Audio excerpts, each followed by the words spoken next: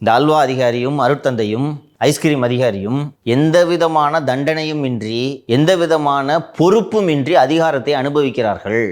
நாளை அண்ணா திராவிட முன்னேற்ற கழக ஆட்சி வந்தால் பழனிசாமியின் வீட்டு வாசலில் நின்று சல்யூட் அடித்து கொண்டு அவரிடம் ஆசி வாங்கி நல்ல பதவியை பெற்று இதே தவறுகளை செய்ய துணிவார்கள். அப்படி ஒரு எண்ணம் அவர்களுக்கு இருக்கும். பழனிசாமி விட மாட்டார். வந்தாங்கன்னா இவங்கெல்லாம் தலையில கட்டிடுவார். எனக்கு தெரியும் உறுதியா. இல்லை அங்கங்கன்னு அவர் சொல்கிறத பார்க்க முடியுதுங்க சார். பொய் கேஸ் அவருக்கு தெரியுங்க.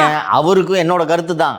இவர் பாவம் ஆட்சி நடத்த லாயில்லாத ஆளுன்றதை அவருக்கு நல்லா தெரிஞ்சுக்கிட்டாரு. இந்த அநியாயத்துக்கு காரணம் அவங்க கட்சிக்காரங்க மேலெல்லாம் கேஸு போடுறதுக்கு எல்லாத்துக்கும் காரணம் இந்த அதிகாரிங்கன்றது அவருக்கு நல்லா தெரியும். கொஞ்சம் யோசிச்சு பாருமா. இந்த ஐஸ்கிரீம் அதிகாரி இந்த கவர்மெண்ட்டில் அதிகாரமிக்க பதவிகளை சுவைத்து கொண்டு சந்தோஷமாக இருக்கிறீங்க நீங்கள் இன்றைக்கி. அவங்களுக்கு அது விசுவாசமாக இருக்கணும். பழனிசாமி சேலம் போகிறாரு.